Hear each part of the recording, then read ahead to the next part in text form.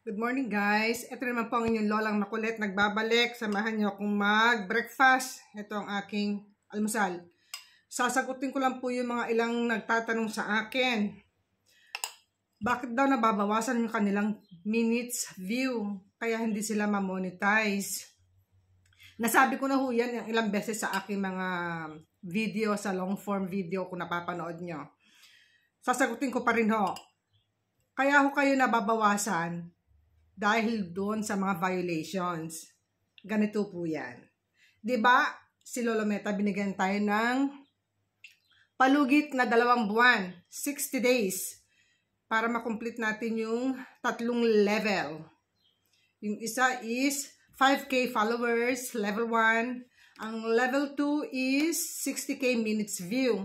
Ang level 3 is yung 5 videos na na-upload nyo. Yun po yung palugit na Lolo Meta sa atin in 2 months, 60 days. Ngayon ho, sa 60 days, kapag hindi nyo ho na-complete yan, re-reviewin ho ni Lolo Meta ang lahat ng ating mga pinost na video kung may mga violations. Kung may mga stars yan, sorry, at natapat sa may violations nyo. So kapag yan ay may mga violations, ino-notification ho kayo ni Lolo Meta. So, siyempre, ikaw naman gusto mo siyempre ma-monetize. Lahat tayo gusto nating ma-monetize. Kaya lahat tayo, titignan natin yung ating mga pinopost kung may mga violations. Kung meron man, siyempre, i-delete natin yan.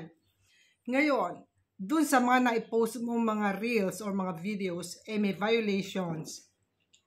In that 2 months period na binigay sa atin ni Lolo Meta, siyempre, i-delete mo yan. Palagay mo na dyan sa dami ng iyong mga pinost, naka 1,000 minutes view ka dyan. Doon sa 60K minutes view na meron ka ng running minutes, ilelesen yan ni Lolo Meta. Dahil siyempre, dinilit mo yan may mga violations yan. Hindi yan counted. So, wag ka magtaka kung bakit yung running minutes view mo is nabawasan. Okay? Naintindihan mo ba yung sinasabi ko? Napakasimple. Yun lang po yun. Sa aking experience, yan po ang aking nakita. Dahil yung aking mga dinilit na mga videos is nabawasan po dun sa akin 60K minutes view bago po ako na-monetize noon. So kaya lagi kong iniingatan yun ang pagpo-post ko na wag maglalagay ng mga music background. Wag masyado matigas ang ulo. Kung gusto nyo ma-monetize, sumunod kayo. Yan lagi ang sinasabi sa atin ng mga big content creator na wag tayong maglagay ng mga music background. So gets mo? Gusto mo na bang ma-monetize?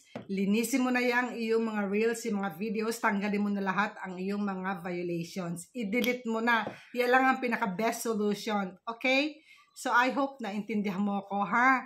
Napakasimple lang ng sinasabi ko. Thank you for watching. Bye! I-share mo na rin to at saka mag-comment down below ka kung meron ka pang hindi naintindihan. Bye!